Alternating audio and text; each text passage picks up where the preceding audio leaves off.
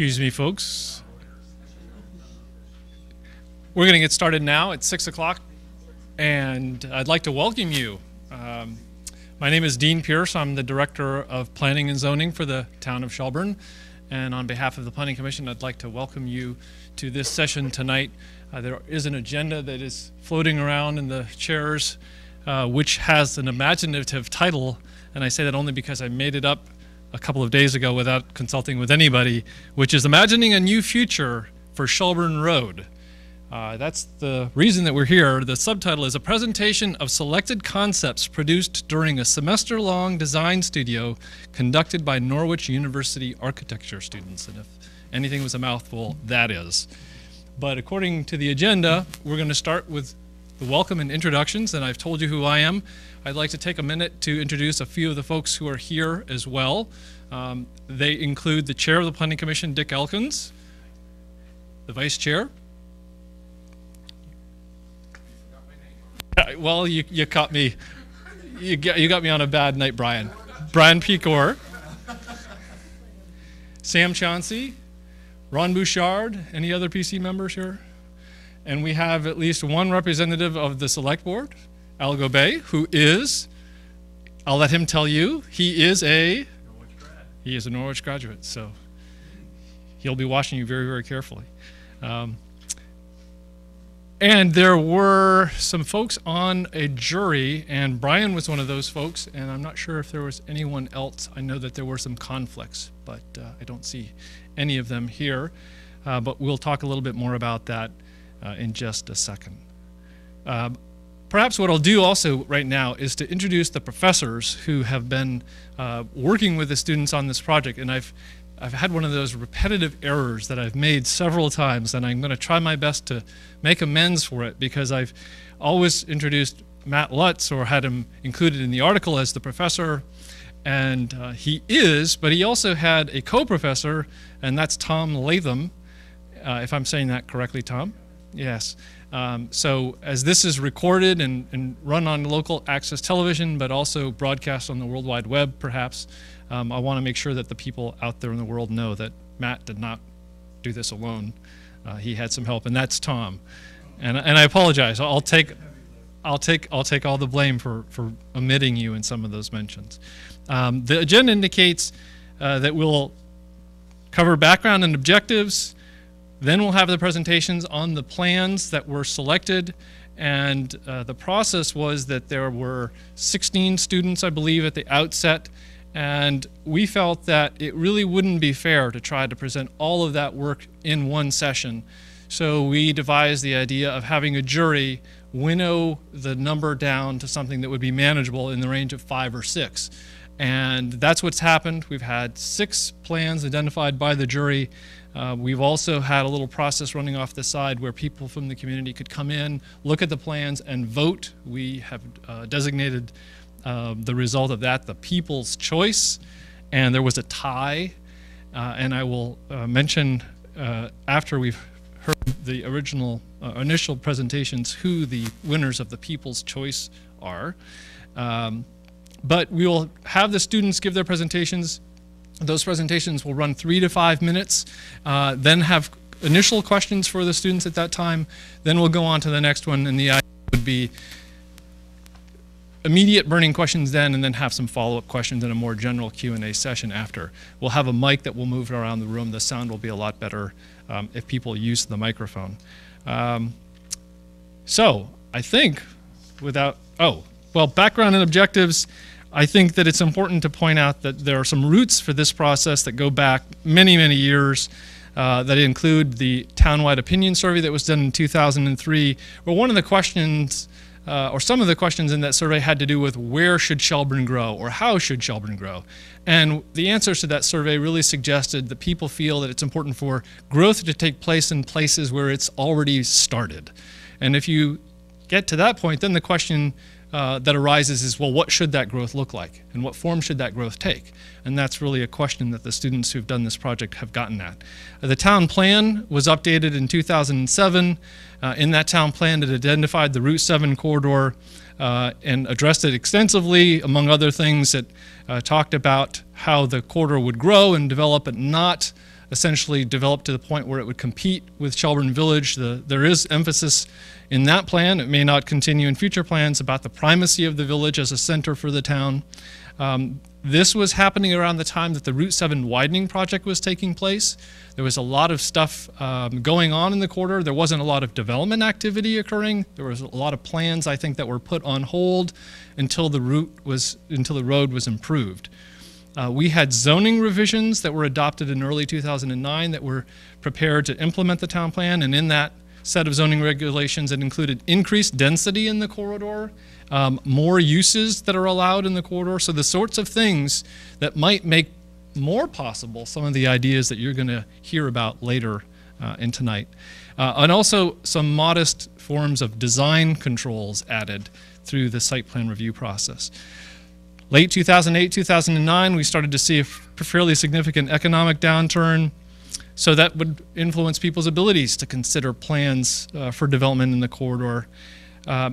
More recently, in late June of 2010, the Select Board, contemplating some of these issues, like a lot of empty storefronts or empty properties or run-down properties in the corridor, had a retreat, and they invited the Planning Commission to join it in that retreat, and the focus of conversation was the Route 7 corridor. In the summary notes for that, there was a statement to the effect that a significant problem facing the town as it prepares for the updating of the comprehensive plan is the absence of a resilient business sector along the Shelburne Road Corridor and the lack of a vision for the corridor. I'm paraphrasing. But it gives you some idea of how it started several years ago, and it's been continuing, and it continues today. And the work that the students have done is really a culmination for now of efforts and attention that have been focused on. And then even more recently, we've updated the opinion survey. The data was collected in October and November timeframe for that. And we had questions that relate to the development of the corridor, what it would look like, whether or not we would have design review. And we had a great response to that survey. And amongst the findings or responses to that survey is there's a great deal of interest in design control and doing things for the corridor. So that's a fairly long-winded statement of how we got here. When the Select Board had its retreat, we were looking for concrete steps that we might take. And one of the members of the Planning Commission is a landscape architect who, when she was in graduate school, was part of a class that did a volunteer project for a community. And so I made an effort to reach out to schools of architecture, landscape architecture around the region, and ask them if they might want to do some kind of study in Shelburne. And it was my good fortune, it was the town's good fortune, to get a positive response after making contact with the folks at Norwich. We began the process more specifically in September with a kickoff meeting where all of the students came here, did a tour of the area, and started assembling information for them to use through the semester to come up with their concepts. The process has been, as I said, we received the plans, a jury windowed them down to 6 plans. I think there will be 5 presentations from those 6, and that's the stage of this agenda that we're going to move into next, and that is to hear from the first presenter, and that is Aaron Kayer. And Aaron's plan was the Shelburne Lure plan. So without any further ado, Aaron, if you would come up and give your presentation and be ready to answer questions. Yeah, if you don't mind, the mic can move, so you can move around with it, point, and my name is Aaron Kayer, and my project I titled the Lure Project. Upon looking at Shelburne, a few major constraints that I kind of initially found was that amongst the Route 7 corridor, it functions to really move traffic and the vehicles that we use as people. So it does the job that it needs to do, but is that the way that we should look into the future as far as designing? Should we let the vehicles shape what our built environment looks like? So one of the first initial moves that I did was to kind of configure what the Route 7 corridor is as a road. In speaking with the architects and designers who reconstructed the Route 7 corridor, they focused on basically moving the traffic. They didn't focus on connecting the north to the south, the lake to the road, or anything else. They focused on making the traffic work. So the solution that I came up with is to basically split what we know now as the corridor and put the sidewalk that is into the middle now, which would create bike lanes, more of a park space, connecting, I'm proposing about a mile from the northern top of Shelburne to the new center that I am proposing to create. So this again would connect the top of the corridor where there is the commercial districts and connect that to a city center, which is the focus of the LURE project, which stands for the Lakeside Unification, Redevelopment, and Expansion of the Route 7 corridor and Shelburne as itself. So within the center, Shelburne really has, within the Route 7 corridor, there's really no destination. You know, if you're coming to Shelburne, what are you going to stay here for after, make it a whole day event, stay here for overnight? It's really difficult to do that. So to kind of create that center that people can flock to, the tourists or even the residents, to make it a one-stop shop center here, connecting the lakeside with the Route 7 corridor, you can make all of your commercial buildings in one facility. You can have shops, local shops, commercial, as well as on these two nodes I propose to increase lower income housing, which is a problem currently with Shelburne in having more affordable housing, and also nightly accommodations as well.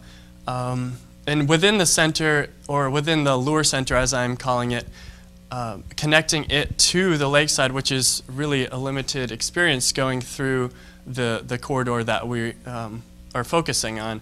So to create a park-like atmosphere, or a park from the center to the lakeside, provides an additional experience from just the road to the lake. And also, in the development of this, creating this center, which would ultimately be connected via pedestrian traffic through this new proposed roadway.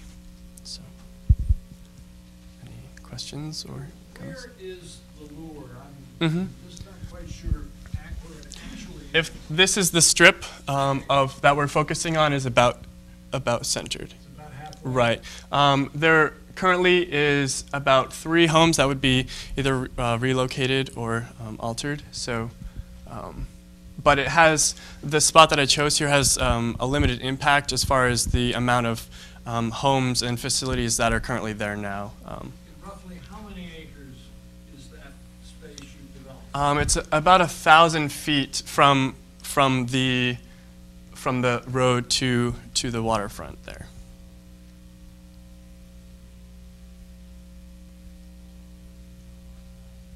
And the walkway in the middle is just from Webster Road to the LURE? Correct. I mean, potentially it could continue down with growth, but I think it would be unreasonable to just change the whole thing at once. But perhaps that would spark more growth and additional residential districts as well. That's obviously an opportunity there. You're welcome. Thank you. So the LURE is to the west of, basically, of Highway 7. Right. And where's the train track? The train track this is the road, this is the train That's track. the track. Yes. So the track is still... Right, so potentially that could seek further development as well. Within the design, I